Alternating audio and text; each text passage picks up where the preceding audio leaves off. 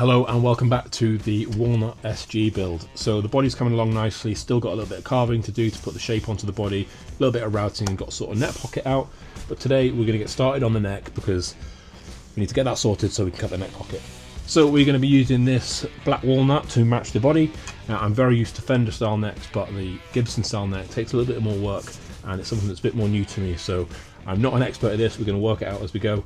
Hopefully we're going to have something that ends up being somewhat playable and somewhat in the right place. So stick with it and let's see what happens.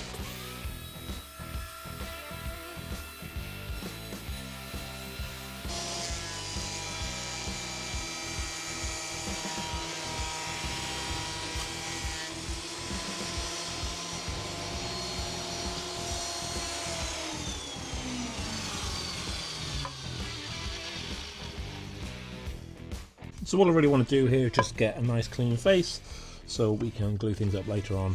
So that is looking nice on both sides. Nearly. So that's looking nice on both sides. So now we're on to making the scarf joint. So the whole idea with the Gibson neck is we need to create a break angle for the headstock to sit back so we get the nice string tension and everything on the nut and everything joins up where we want it to. So what I'm going to do is just measure out an angle here using this angle finder, and it needs to be around about 14 degrees. So they say 13 to 15, so to me that sounds like 14. So I'm just going to set this to the 14 degrees.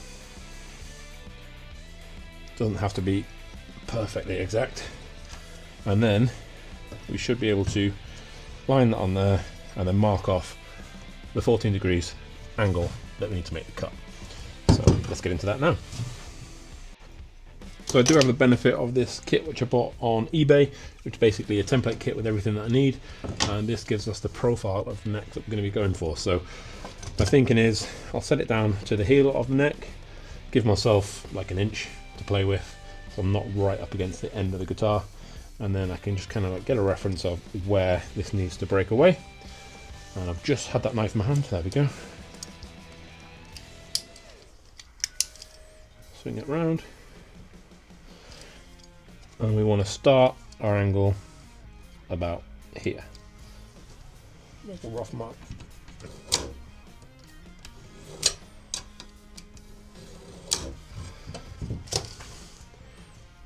You can see that. There we have our 14-ish degree angle that we need to cut out.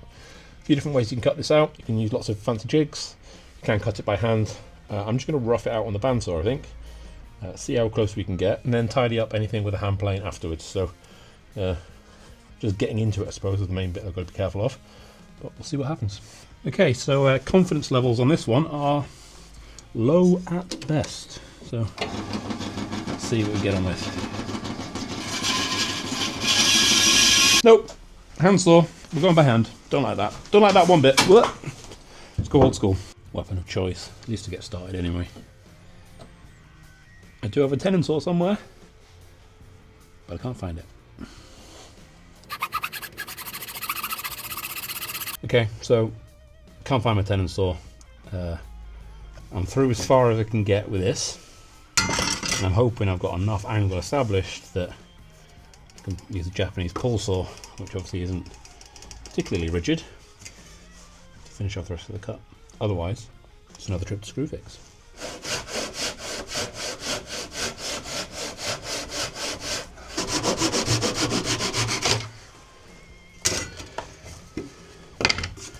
See what the damage is.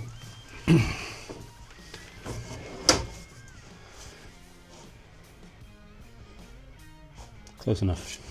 So now we just need to flatten this off and make sure we've got a nice straight line going perpendicular. So I'm going to use a jointing plane.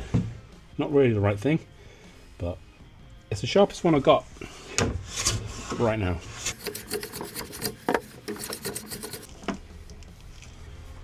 So there's two ways you can do this joint. You can either do it this way, still got the same angle. You've just got that one point of contact, so it's probably not as strong. Or you can do it the way I'm going to do it, which is put this piece on the top, because then we're going to lock it down with a fingerboard later, and that's going to give you an extra gluing surface, and it's going to make that joint stronger. So that's what we're going for today. So all I've got to do now, try and get this thing glued up clamped up and not let it wiggle away from me. So there's probably a definite way to do this, but I've not Googled it, and I'm just going to do what I think makes sense to me. So that's going on there. The fretboard is going to go on. And as you can see, we've got lots of waste either side. So in my thinking, what I'm going to do is drill 2 little holes either side, straight through both pieces, and then just stick a cocktail stick through it, just so when I'm gluing up, it kind of resists that urge for when something's squeezed to go that way. So I feel like that's probably a sensible idea.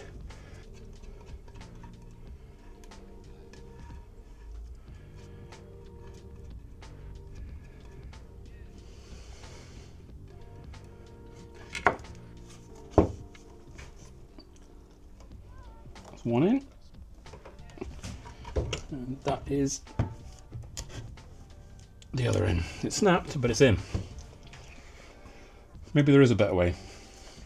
You should probably watch someone else do this before you try it yourself, if you've not done it before. If you have done it before, then why are you watching this? This is a car crash. Okay. So I took out the clamps, and I've messed up. I know what you're thinking. It's not like him, is it? But on this rare occasion, I've made a mistake. So let me show you what I've done. This is the headstock template. This is the headstock, and if I place it on from the brake angle, it's not long enough. So how's that happened? Well, exactly how it's happened.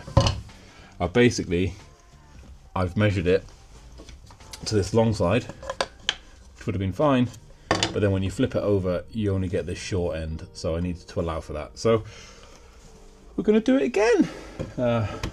You don't need to see that, you know the process. So I'm going to quickly fix this, and then we'll be back momentarily. So a few days later, now we have 2 necks.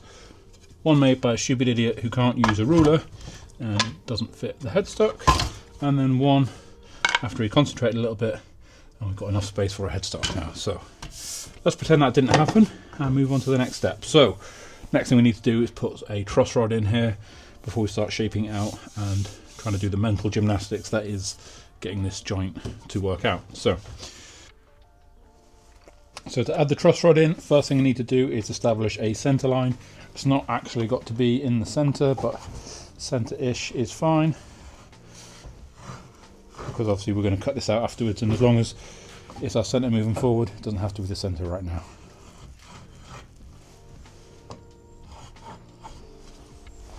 I'm then just going to mark out a couple of little key points, which is going to be where the nut is going to sit using my template, and then where the end of the tenon is going to be, where it meets the body, and I can use that to just work out exactly where I want the truss rod to sit. And I think just for visual purposes, I'm going to use a couple of bits of tape, just so it's nice and obvious where I want to run to. So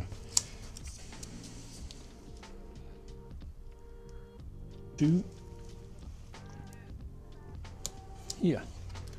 Now to actually make the slot, I've got this little sled which I've made previously, which fits my router perfectly, and it's got a slot in there so I know exactly where it's going to sit. And having that green tape on there means it's just that little bit easier to see where my end lines are. I can see the center line nice and easily, so hopefully it's just a case of sticking this down and running the router along it. I think I'm going to go for maybe super glue and masking tape. Let's go for that. I need to try and get some sort of super glue sponsor for the channel. Got through a lot of this.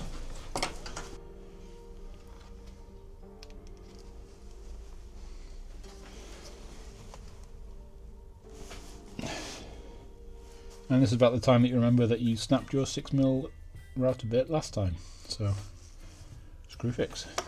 And we're just going to quickly just put some beeswax finish just to make sure the router moves nice and tightly. Moves nice and easily because it's tight. Come on, get your words out. It's so cold.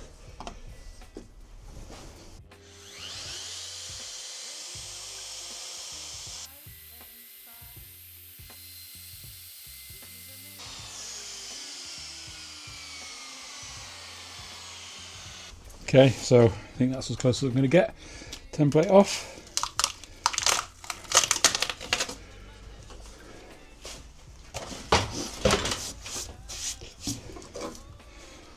Stuck exactly where I wanted with my lines. Just went into it ever so slightly, but that's fine. Better to be over than under.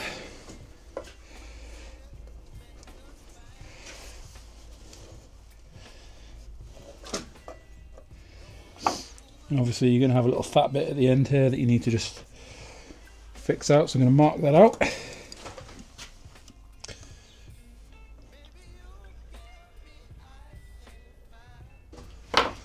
And then take that out with a chisel. So for a little bit of playing around, a little bit of freehand with the router, managed to get in there nice and flush.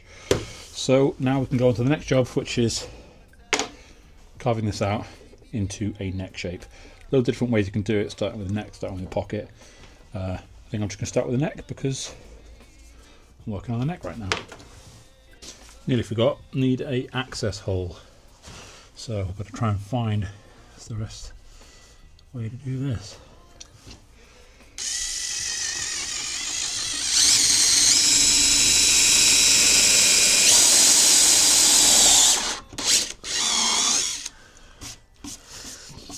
Could have been worse.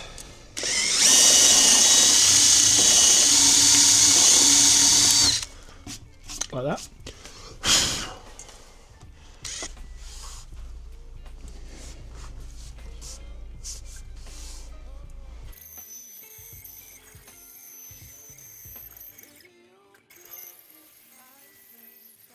I've gone very close to the template on that one, particularly on that side. Probably a little too close, but I've gone all the way down and I've not gone too far at any point, which is not like me. So that's going to make a nice easy job for the router later. Probably just route that now while that's on there, and then I will tackle the headstock. Obviously I've left a big old paddle on the end just so I've got plenty of room, and then I can tip this back and then do the headstock. Okay, so now we have a roughed out walnut body and we have a roughed out walnut neck with a truss rod installed. So I've got to be honest, felt like this kind of fought me a lot of the way this time. If I do it again, I'd definitely do it differently and, you know, learn from my mistakes, but this channel wouldn't be very interesting if it worked first time every time now, would it? So we continue to learn.